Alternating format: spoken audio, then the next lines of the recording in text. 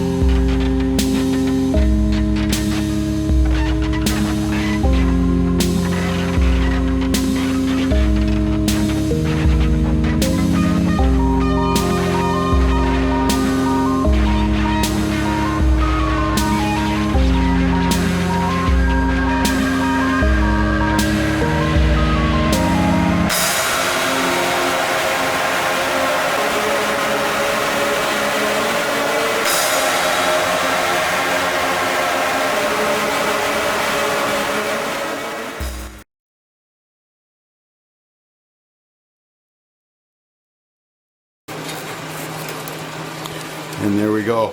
As you can see, the Torx, these are going to be, I have to get some leverage on them and pop them out, and that's it.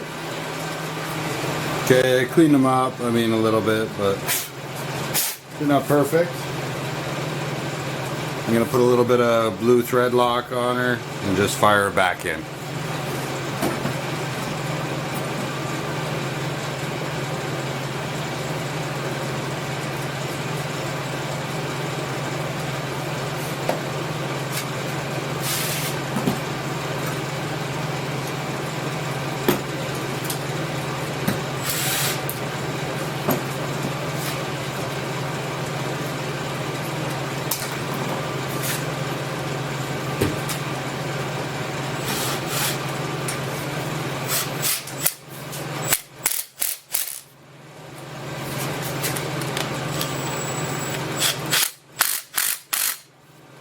That's it. New ignition, it fits pretty well, the same as the other one. I mean, not that much difference. I didn't change the torque here, but I don't think I really need to. You can barely even get to that Phillips head screw anyways, so I think it'll be fine. Now we'll just fire it back on, reroute it, and plug her in.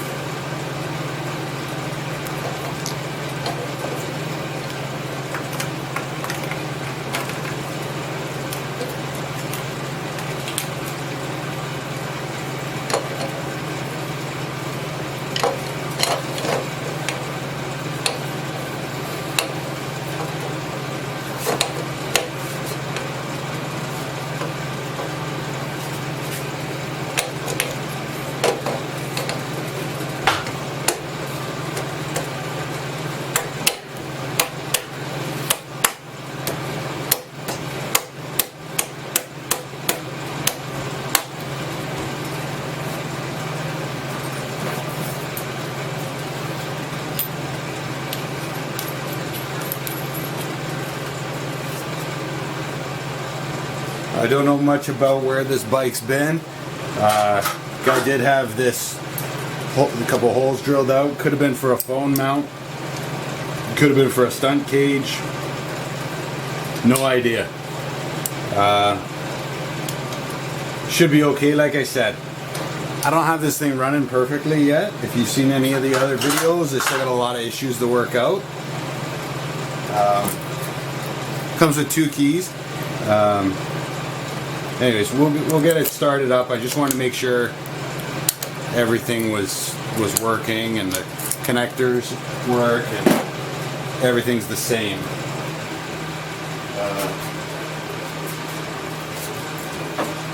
I'll just do a little visual inspection. This is the original one. Tabs on this side, 3 pins on the top, 2 outer pins should be the same.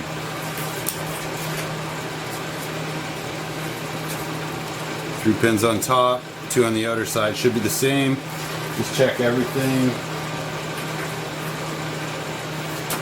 Red, orange, brown,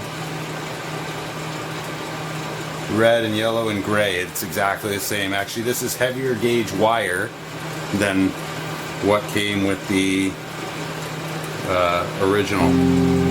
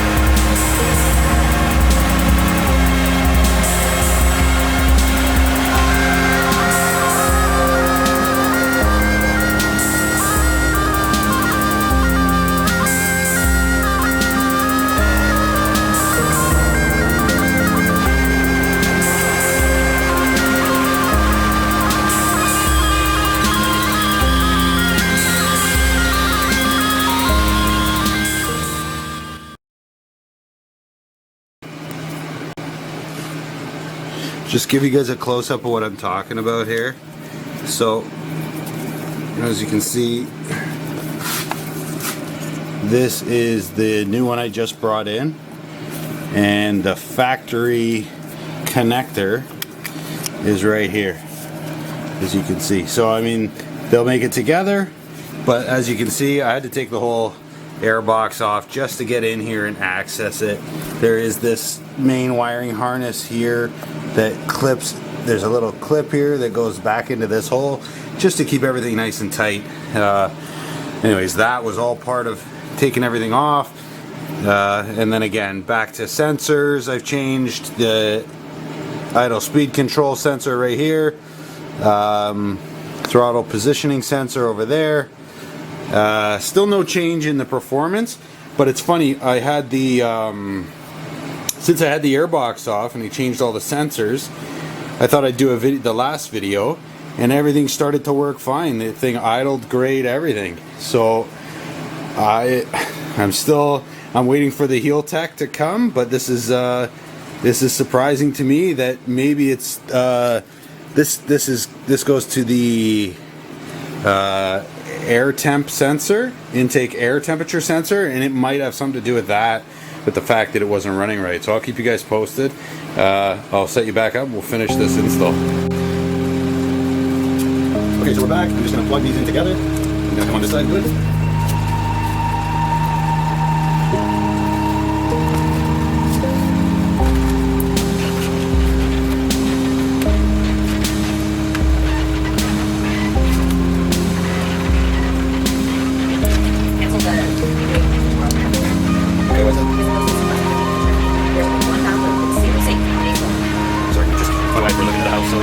Might be hearing this conversation. Hang tight. Okay, so moment of truth. I'll hook the battery back up, and we'll make sure that this thing works the way it should. All the connections are correct, right?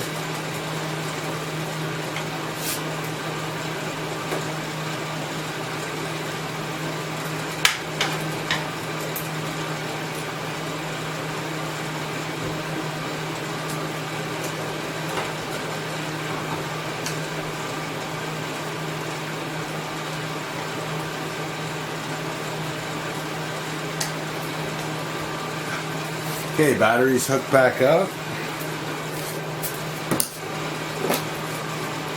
New key. And this should... Sorry, that one's still got the plastic on it.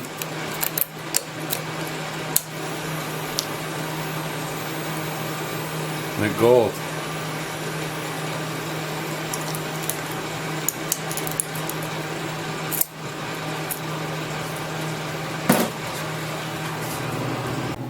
Okay, so we'll start back on the airbox.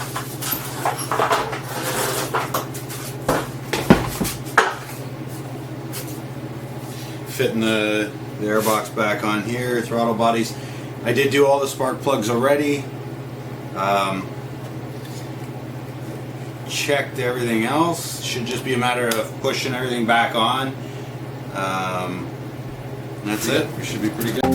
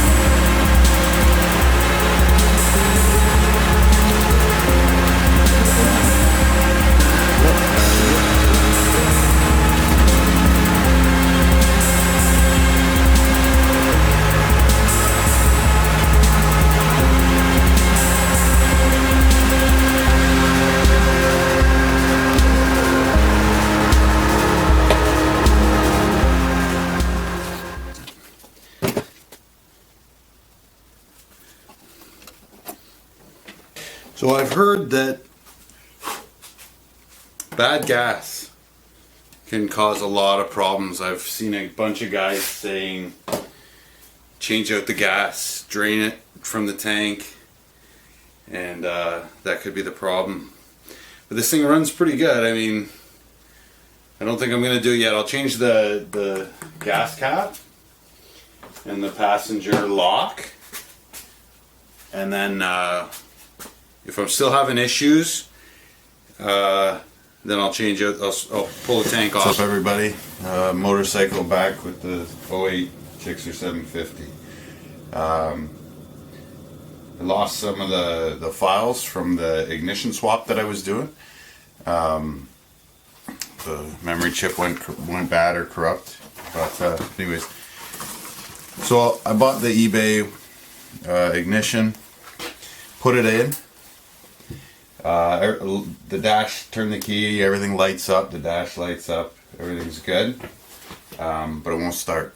I get an error code, I think it's P42, which allows everything else to start, but it won't allow the fuel pump to turn on to allow the bike to start. So it just sits there and turns over, but no gas. So this is the stock ignition.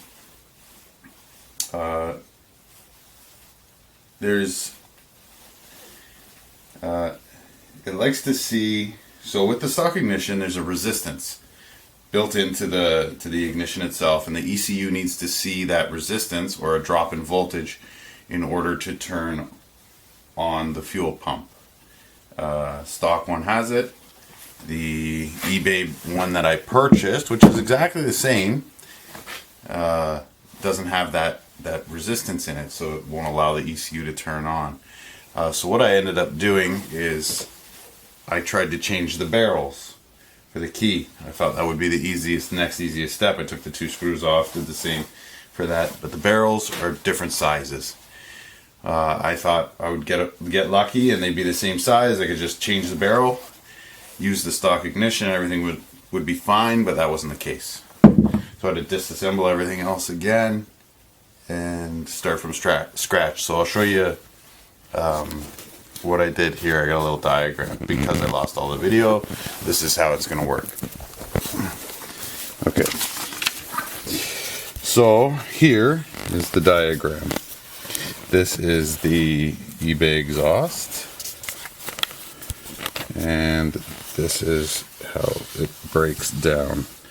6 pins, only 5 are used. Pin A, we'll call it, in the middle, B and C on the 2 outer edges. On the stock ignition, in the off position between pins A and B, or A and C, whichever one, you'll get 0 resistance. When the ignition is turned on between A and B and A and C, you'll see a resistance of about 100 ohms. Now fast forward to the eBay ignition, you'll get nothing. You'll get no resistance on, whether it's off, on, you'll get 0 ohms resistance. So right here on the eBay ignition, take out the 2 Phillips screws, pull this plate right off. Underneath, you'll see, I don't know, there's 4 or 5 or 6 wires all soldered in a circle here. The one you're looking for is the red with a yellow stripe. It's soldered onto a little terminal here. What you're going to want to do is heat that solder joint up and remove this wire, just lift it off. Then what you're going to do is you're going to take your 100 or 150, I use 150 ohm because that's what I had at the house here. Take your 150 ohm resistor, and I want you to solder one end of it here onto that same terminal that you just took it off of. So solder it here, and then take the opposite end and solder it to that wire that you just removed. I insulated these so that they wouldn't short out on any of these other wires here. Then what I did is I put some hot glue just on the resistor itself and on the wire, so that if there is a lot of vibration, it's not just going to pop loose and then I'm going to lose my ignition. Hopefully it holds. It should. I soldered it pretty well, but it works. 100% it works. It sees the resistance that it needs, the drop in voltage to the ECU, and it fires right up. So that, I mean, it's a good quality piece, other than a few little things, like they probably should have put Torx back in. The barrel seems okay, the outside construction is fine, the wiring's fine, the harness, like the connector fit perfectly. So I mean, if you're in need of an ignition switch, and mine came with